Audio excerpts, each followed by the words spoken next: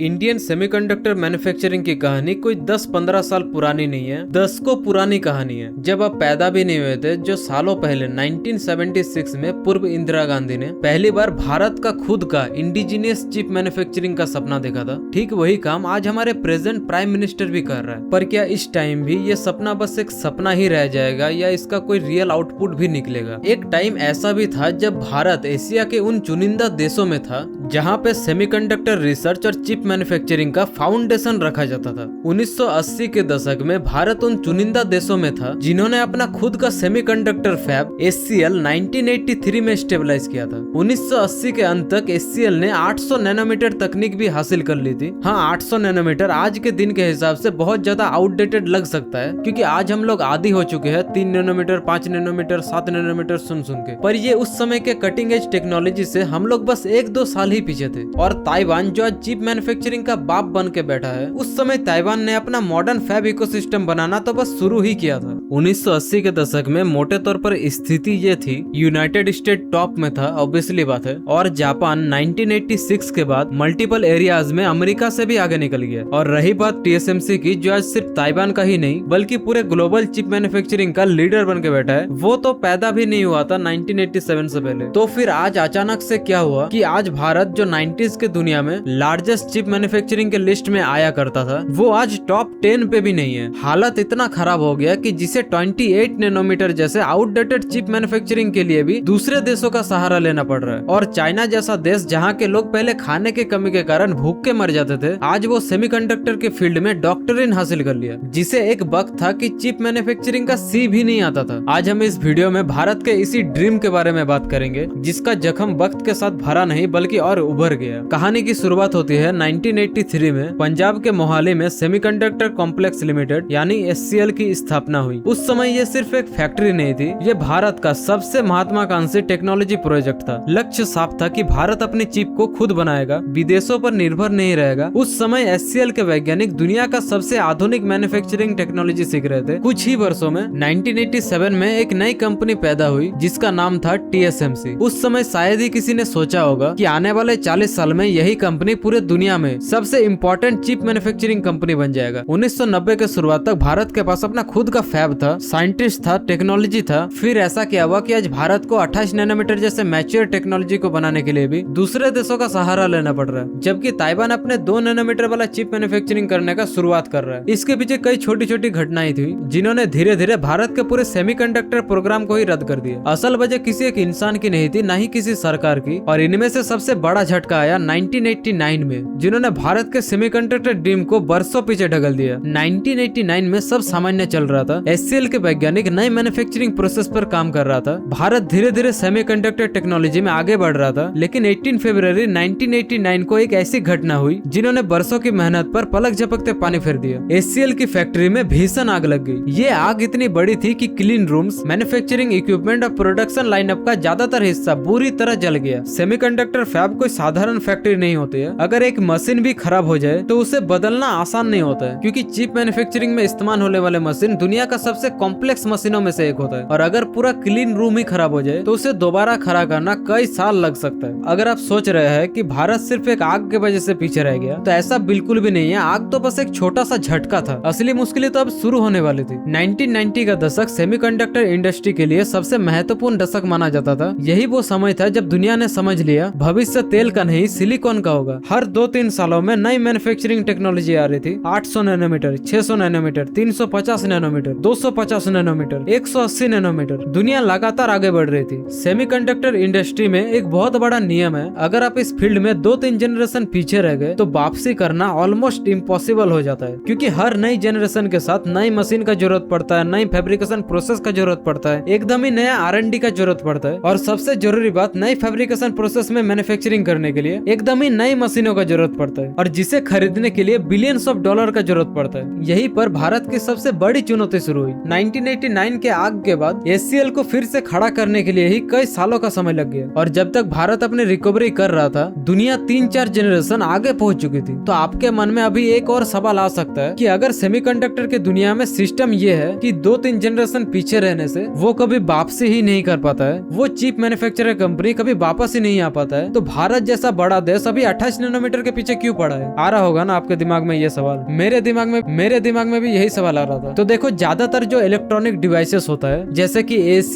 Cooler, आपका monitor, EV गाड़ियों में रहे बहुत सारा इलेक्ट्रॉनिक पार्ट्स का कंट्रोलर, ये सब जो है ना अभी भी 28 नैनोमीटर के ऊपर ही बन रहा है, क्योंकि इन डिवाइसेस को 3-4 नैनोमीटर का जरूरत ही नहीं है। मोबाइल, लैपटॉप्स, कंप्यूटर्स, यहाँ पे एफिशिएंसी ज्यादा चाहिए होता है ना, क्योंकि जगह कम होता है। यहाँ पे पावर टू परफॉर्मेंस रेशियो बहुत ज्यादा मायने रखता है, क्योंकि ये बहुत ही ज्यादा थिन एंड लाइट डिवाइसेस होता है। जैसे आपके मोबाइल में जितना अच्छा फैब्रिकेशन प्रोसेस का इस्तेमाल किया जाएगा, मतलब जितना छोटा NM का इस्तेमाल किया जाएगा, 3 नैनोमीटर, 2 नैनोमीटर, 1 नैनोमीटर, ये नंबर जितना छोटा जाएगा चिप उतना ही ज्यादा एफिशिएंट होता जाता है। और मोबाइल जैसे पतले डिवाइसेस के लिए ये बहुत ज्यादा मायने रखता है। इससे बैटरी कंजप्शन भी कम करता है और परफॉर्मेंस भी ज्यादा देता है as compare to previous generation. जैसे आप PS4, PS5 देख सकते हैं और आने वाले दिन में PS5 Pro भी, और आने वाले दिन में PS6 भी आ जाएगा। तो जगह सेम है, सेम साइज का है PS5 जैसा, पावर कंजप्शन भी हो सकता है सेम ही करेगा PS5 जैसा, लेकिन परफॉर्मेंस ज्यादा देगा। जहाँ PS5 पहले बस 4K 60 FPS पे ही गेम खिला सकता था, अब PS6 जो है GTA 6 को 8K में खिला सकता है और हीट भी नहीं होगा। तो बस वीडियो यहीं पे खत्म हुआ। अगर वीडियो अच्छा लगा तो वीडियो को लाइक, शेयर और कमेंट जरूर करना। अपने दोस्तों के साथ चैनल को शेयर भी करना, और आने वाले दिन में अगर और भी वीडियो चाहिए किसी और टॉपिक में, स्पेसिफिक टॉपिक में, तो कमेंट जरूर कर सकते हो। वैसे मुझे नहीं पता ये वीडियो कितना व्यूज आएगा, आई होप ज्यादा है।